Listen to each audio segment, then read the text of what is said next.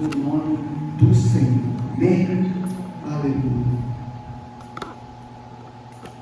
Feche seus olhos mais uma vez, queridos, assentados mesmo como estamos. Pai, nós agora queremos ouvir a Tua palavra, sabemos que o Senhor ainda tem um recado para os nossos corações. Por isso nós, que já estamos sendo ministrados pelo Teu Espírito Santo, possamos nesta hora ser como um solo fértil, em que a Tua palavra caiu, germinou e deu frutos. Sejamos nós agora, Deus, os recipientes da Tua palavra, que vão ouvir, vão aplicá-la para sermos mudança neste mundo, na nossa sociedade, na nossa cidade, no nosso local de trabalho, na nossa faculdade, aonde estivermos. Ali nós possamos levar as boas novas do Evangelho. Age em nós agora, Espírito Santo, e nos use tão somente como porta-voz, com poder do alto, autoridade, mas também graça, humildade. É o que nós te pedimos, em nome de Jesus. Amém. Abra sua Bíblia, queridos, em Efésios, capítulo 1, versículo 1.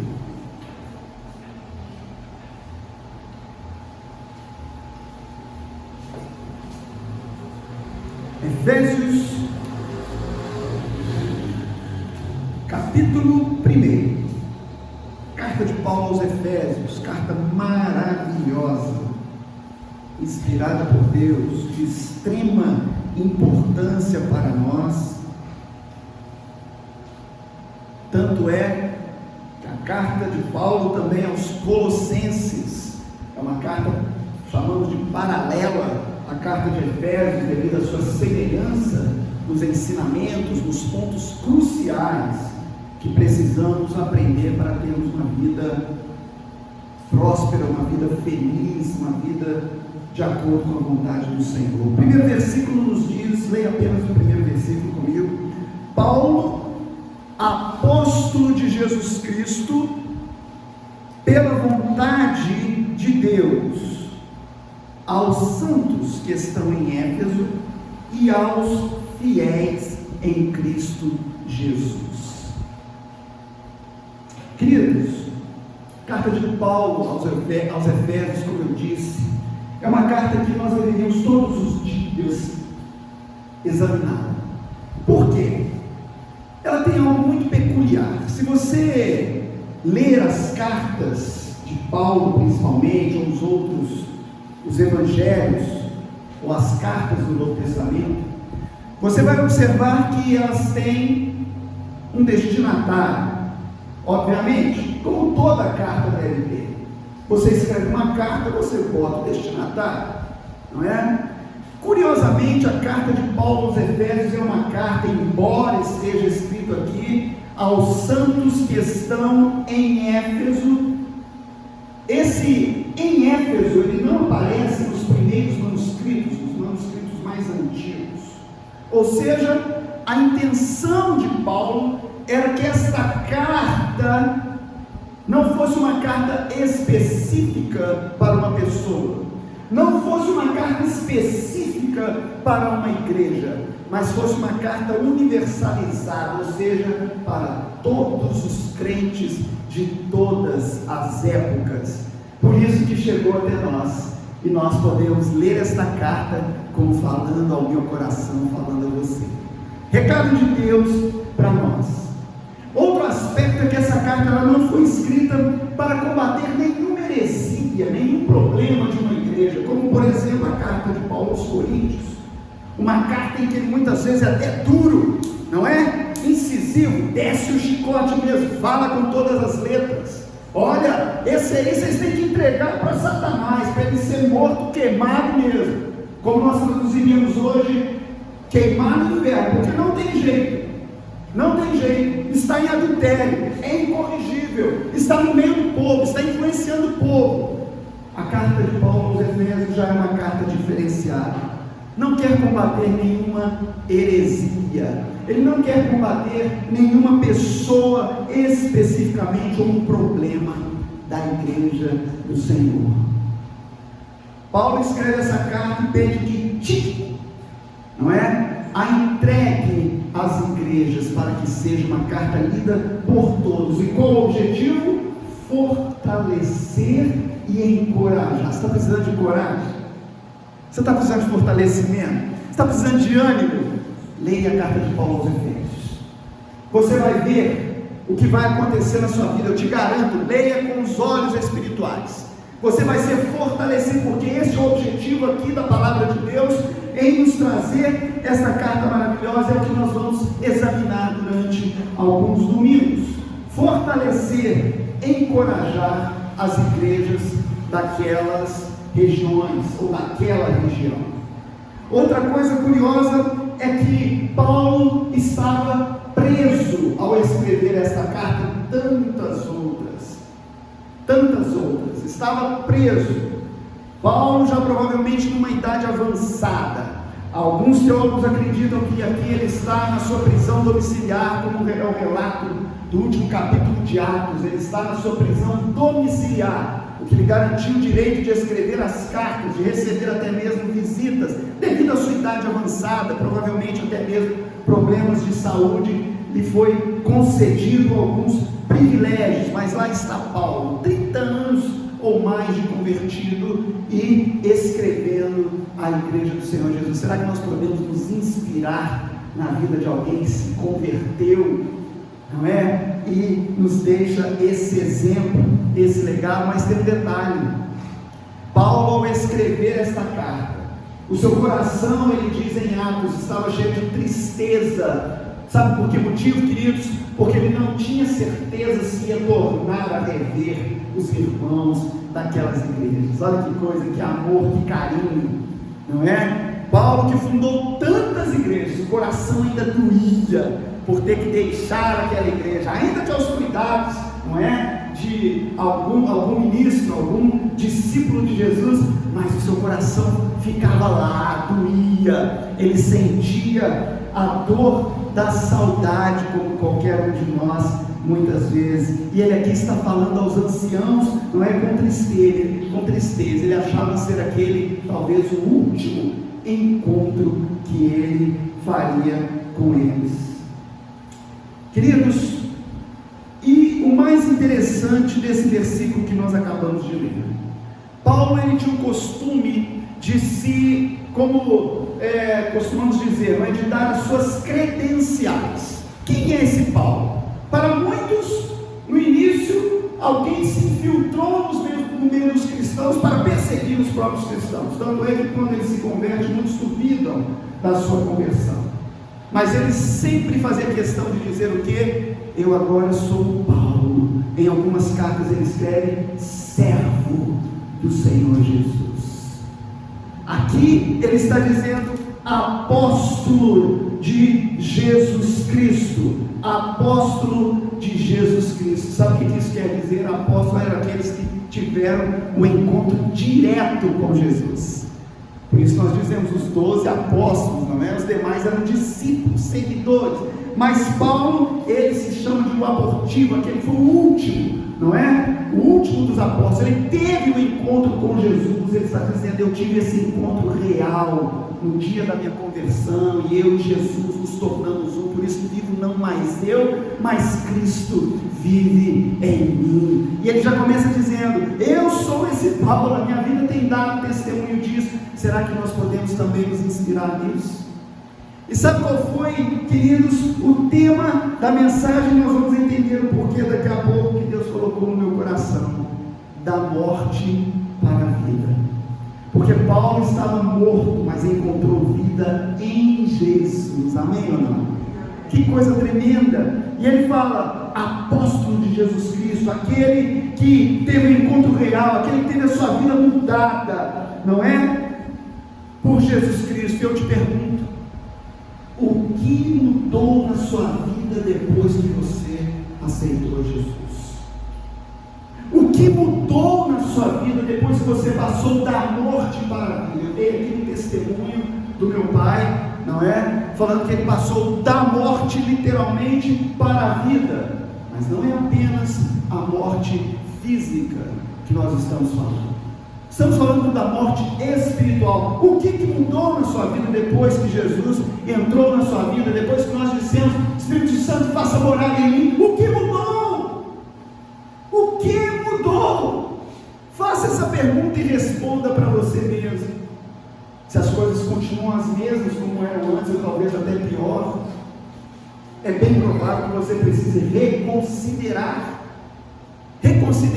Paulo está dizendo: eu sou aquele apóstolo, aquele que tem um encontro real com Jesus. O que mudou em nossas vidas depois que aceitamos a Jesus? E ele continua dizendo aqui algo muito tremendo, queridos: pela vontade de Deus.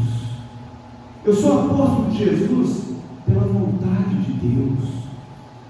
Não fui comissionado por homens, eu não fui comissionado por um pastor, eu não fui chamado, assoviado, como a gente diz. Não, eu fui chamado pelo nome. O Senhor Jesus me chamou: Paulo, Paulo.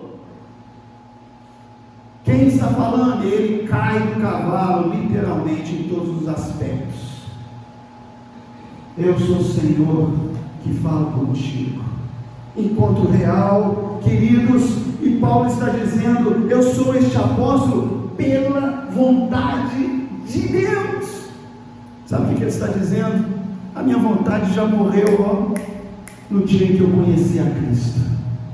Minha vontade já acabou. Sabe o que tem acontecido nos nossos dias, queridos?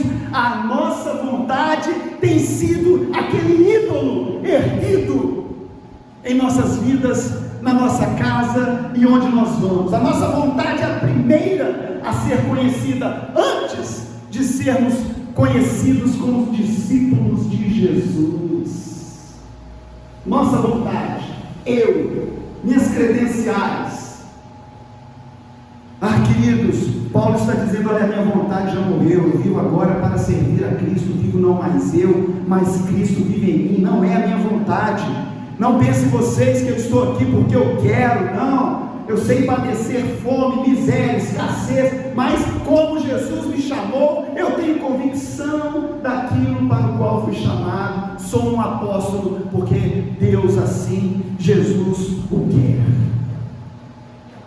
E ele fala aqui algo curioso também nessa parte B desse versículo: aos santos que estão em Éfeso e aos fiéis em Cristo Jesus. Olha que coisa curiosa, hein? Muitos podem até pensar que é a mesma coisa. Os santos aí são os fiéis, né, pastor? Não. Deixa eu te falar uma coisa. Dentro da igreja, dentro do povo de Deus, há sim aqueles que são separados, mas sabia que nem todos são fiéis. Parece algo antagônico. Como, pastor? Se eu fui separado? Sim, mas nem todos são fiéis. E Paulo aqui está escrevendo a todos. Por isso a universalidade desta carta. Ele está escrevendo aos santos que estão em Éfeso, aos fiéis em Cristo Jesus. Há aqui uma diferença de categoria entre os santos, os separados, e aqueles que são fiéis. E você pode ler na palavra de Deus que ao longo de toda a história sempre há o quê? Um remanescente, um pequeno grupo, um pequeno povo que é chamado, que Deus olha e fala: esse aqui eu posso chamar. Lembra-se quando a terra estava corrompida, que ele chama Noé e sua família? Sempre foi assim, sempre foi. Por quê? Porque Deus conhece. Paulo aqui está dizendo: olha, eu sei que muitos são santos, são separados, mas eu quero também que os fiéis, aqueles que estão realmente na brecha, aqueles que já perderam a sua vida por amor a Cristo, também recebam esta palavra. Queridos, algumas coisas que nós aprendemos aqui nesse versículo: que Paulo não ficou preso às pessoas ou a uma igreja. Olha que coisa interessante. Nós sabemos que Paulo fez 3 viagens missionárias, grandes viagens, fora as outras, não é? 3 grandes viagens missionárias. Sabe o que ardia no seu coração? Expandir o reino de Deus, expandir a palavra, levar o evangelho ao máximo de pessoas. Ele não ficou fechadinho na primeira igreja que ele fundou, não. Isso é uma lição tremenda que nós precisamos entender. Estamos aqui falando de missões, domingo após domingo, quarta após quarta. o que é fazer missões, se não irmos às almas perdidas, se não falarmos de amor, do amor de Jesus? Paulo não ficou preso a uma igreja, Paulo não ficou preso a uma região geográfica. Paulo saiu, Paulo foi, Paulo não ficou preso a um grupinho de pessoas, embora as amasse demais e a vontade dele era ficar ali. Um dos relatos diz que estão se despedindo de Paulo, estão na praia. Eu fico imaginando aquela cena, dando as mãos ali, e todos em prantos, porque não sabiam se iam tornar a se ver novamente. Queridos, no dia que nós entendemos que é pela vontade de Deus que nós fazemos esta obra, a nossa vontade ela vai morrer. No dia que nós entendemos isso, a nossa vontade ela morre. Você não vê mais nada na sua frente, a não ser querer cumprir o desígnio pelo qual você foi chamado, para cumprir o Evangelho, para expandir o reino de Deus. Isso é muito importante. Pela vontade de Deus, ou seja, Paulo tinha convicção do seu propósito. Sabe uma das crises que eu mais vejo hoje entre adolescentes e jovens, queridos? E olha que eu lido muito com eles, não é? Falta de propósito. Não sabem por que estão estudando, não sabem o que querem, não têm sonhos, não têm ambições. Perderam. Muitos se entregaram. Ontem eu estava já escuro, eu estava andando na rua e vi uma jovem que foi minha aluna, ainda adolescente. Posso dizer que ela ainda continua como adolescente. Estava extremamente em má companhia, com hábitos nitidamente corrompidos. Sabe o que é isso? Falta de propósito, procurando se satisfazer de alguma forma.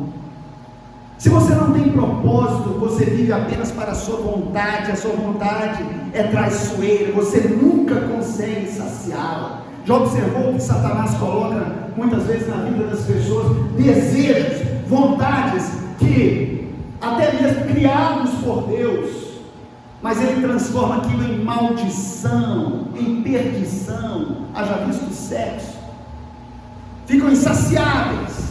As drogas, cada vez mais, uma droga mais forte que a outra, a bebida, cada vez mais, e assim o diabo vai trabalhando na vida das pessoas. Paulo está dizendo: eu morri para mim, para as minhas vontades, para tudo isso. Eu tenho um propósito, não sou mais eu, mas Cristo vivendo em mim. Assim como Cristo morreu e ressuscitou, eu morri com Cristo e agora vivo para uma nova vida. Nada pode te demover desta convicção, igreja. Nada pode, nada pode. Você se lembra da parábola de Jesus? Por que ele está escrevendo aqui, não é? Aos santos que estão em Éfeso e fiéis. Essa distinção que está sendo feita, queridos, me remete muito àquela parábola de Jesus, dos 4 tipos de solos, não é? Alguns, o que acontece? Só a plantinha até começa a brotar, mas o que acontece depois? Ela morre. Você conhece alguém assim? Ela começa a brotar e você fala: oh, que maravilha, essa plantinha vai ficar ali. Lá em casa minha esposa tem umas plantas, né? Aí ela pega a plantinha toda bonitinha e fala assim: coloca no lugar, né? Fala: essa plantinha não gostou daqui, ela está morrendo aqui. Ela está morrendo. Vou ter que colocar no outro lugar. Vou ter que... E às vezes é o terreno, é o vaso que ela não gostou, é a terra que não é apropriada, algum motivo acontece. Mas ali Jesus fala de um quarto solo, um quarto solo em que a semente produziu e deu fruto. Produziu, preste atenção, cresceu, ficou robusta, mas ela deu fruto. Esse é o grande detalhe que nós precisamos nos atentar. Dar fruto. Você acha que a vida de Paulo foi frutífera ou não? Claro que foi. Se não fosse por Paulo, não estaríamos aqui hoje. Não estaríamos aqui, não teríamos isso aqui, ó, 70% do Novo Testamento escrito por ele. Alguém que frutificou, deu fruto e tinha todas as prerrogativas para não fazer, mas Deus o chamou e disse: eu quero você. Você já ouviu a voz de Deus te chamando? Eu quero você. Eu não vou abrir mão de você. Eu quero você. Paulo foi aquele quarto solo que produziu um verdadeiro cristão e dá fruto. Muitas vezes a gente pensa assim: pastor, dar fruto é ganhar outras pessoas para Jesus. Claro que sim, mas é também permanecer na fé e nas boas obras. Quantas pessoas, infelizmente, se tornando infrutíferas, ou seja, estão perdendo sua fé, já não estão mais preocupados com as boas obras, não é? E boas obras aqui eu digo tudo que diz respeito a ser bênção na vida do próximo, na vida da igreja, no ministério. Quantos? Eu não estou falando aqui de nossa igreja local, queridos. Estamos falando aqui de uma realidade do final dos tempos, que se nós não vigiarmos, nos sobrevém, chega até nós, chega até a nossa família. Um esfriamento espiritual que nós não podemos ter, e Paulo está aqui mostrando pela vontade. Eu estou convicto, por isso eu estou escrevendo aos santos e principalmente aos fiéis, aqueles que já estão produzindo frutos, para que continuem a fazer. Eu quero concluir, queridos, quero que você abra sua Bíblia em Efésios capítulo 2, a partir do primeiro versículo. Efésios capítulo 2, a partir do primeiro versículo.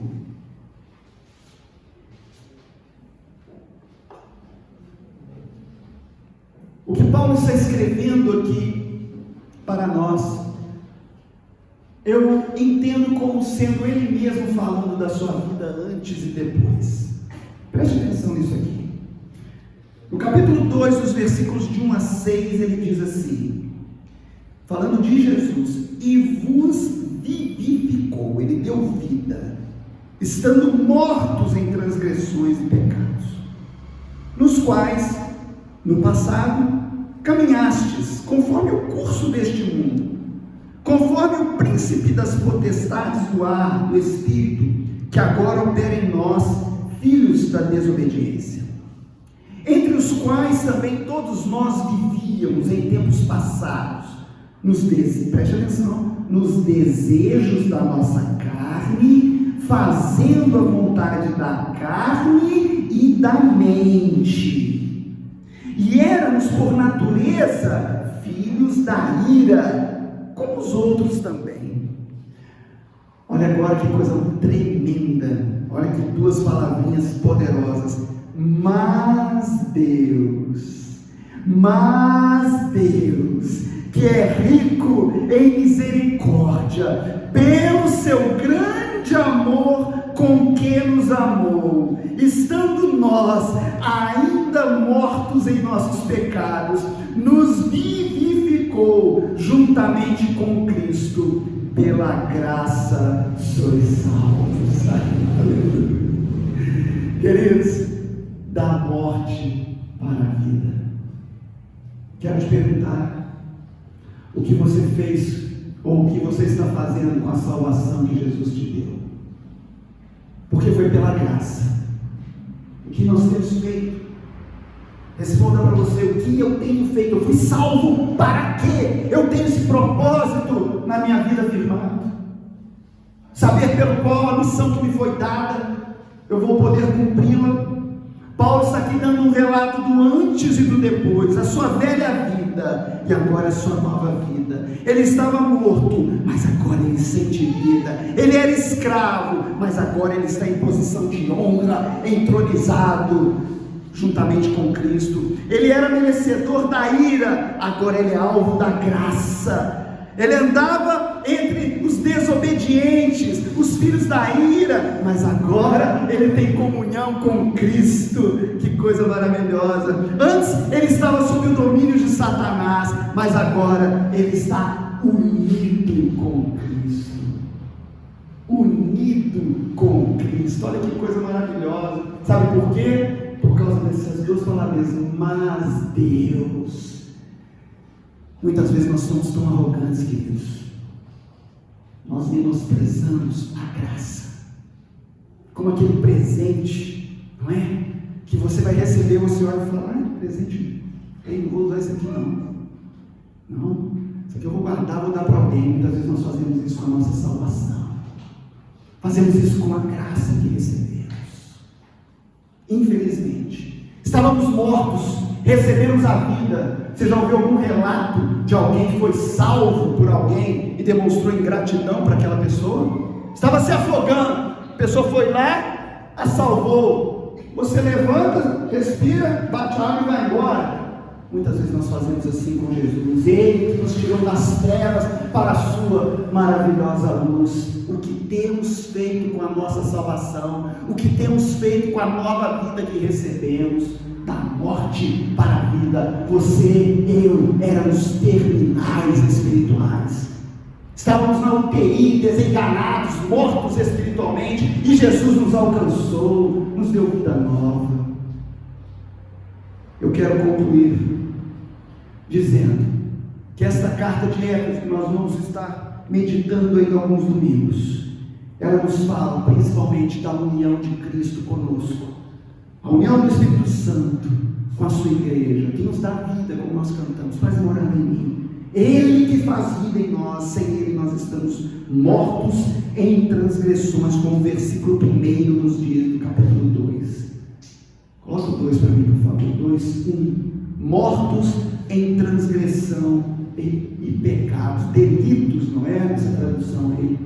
Delitos e pecados, nas nossas próprias culpas. O versículo 2 fala que nós caminhávamos conforme o curso deste mundo, não tínhamos destino, estávamos perdidos.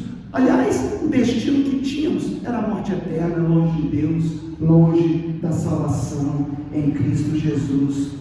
Versículo 3 nos fala que nós éramos filhos da ira, da desobediência, mas agora somos um com Cristo, por causa do versículo 4 que nos diz: mas Deus. Esse mas, queridos, essa conjunção faz toda a diferença na minha vida e na sua vida, porque foi aquele momento em que nós recebemos a vida, e Paulo aqui usa o termo, ele nos vivificou, nos deu vida. Não esteja você morto, não é? Porque agora nós estamos com Cristo. No versículo 5 nós lemos junto dele.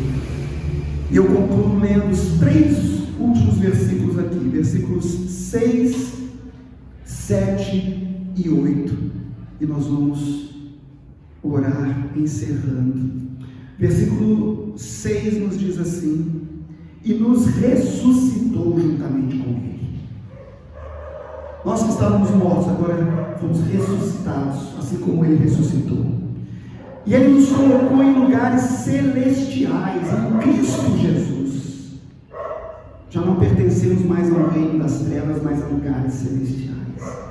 Para quê? Para mostrar futuramente, nas épocas vindouras, as abundantes riquezas da sua graça. Para isso nós somos chamados, para mostrar as riquezas da graça de Cristo. Você tem mostrado isso?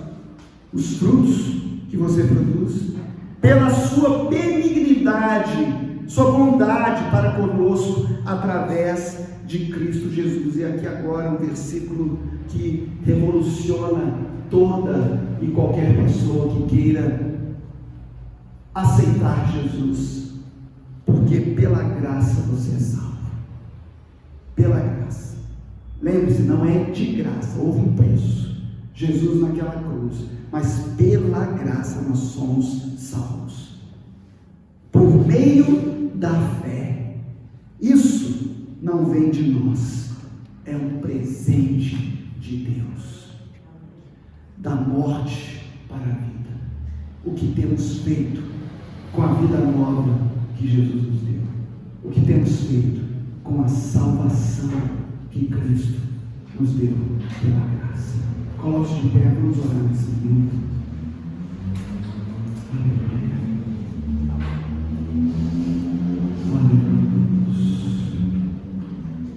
Querido, fale com o Senhor agora, Pai. Quero responder para o Senhor. Eu talvez não tenha vivido a vida que eu preciso viver. Eu sou salvo, tenho o Teu Espírito Santo em mim, mas eu quero ser como Paulo, que entendeu esta realidade mais do que ninguém. Faça morada em mim, Espírito Santo. Traz de novo, ó Espírito Santo, a vontade de viver e viver para te servir com alegria, propósito definido. Ó Deus, em nome de Jesus, nós te agradecemos por esta palavra poderosa. Que a tua palavra, Deus, encontre lugar em nossos corações. Pai Santo, em nome de Jesus, se porventura algum de nós sente que está frio, distante daquilo que o Senhor quer fazer em nossas vidas, que esta carta, escrita para nos encorajar, para nos mostrar onde estávamos, aonde estamos e aonde o Senhor quer nos levar, possa continuar falando aos nossos corações. Abra nossa mente, nosso entendimento. É o que nós te pedimos nesta noite, em nome de Jesus. Amém e amém. Graças a Deus. Queridos, que o Senhor te abençoe e te guarde, te dê uma semana de experiências com o Senhor, que o Espírito Santo continue falando a sua vida através da sua palavra. Amém? E que no próximo culto, que é quarta-feira, dia 6, agora teremos o nosso culto de oração presencial. Amém? Amém ou não, igreja?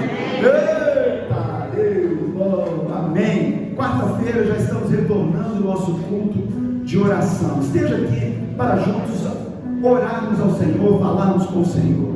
Não é mais um culto, mais não. É um momento de comunhão para com a igreja do Senhor Jesus, podemos estar orando juntos. Amém. Exatamente, bem lembrado. Logo em seguida do nosso culto teremos a assembleia ordinária da nossa igreja. Muito importante que você esteja também, será a nossa última assembleia. Amém? Obrigado, irmão Daniel. Adorando ao Senhor, vamos para as nossas casas, né? Felizes, e que Deus nos abençoe.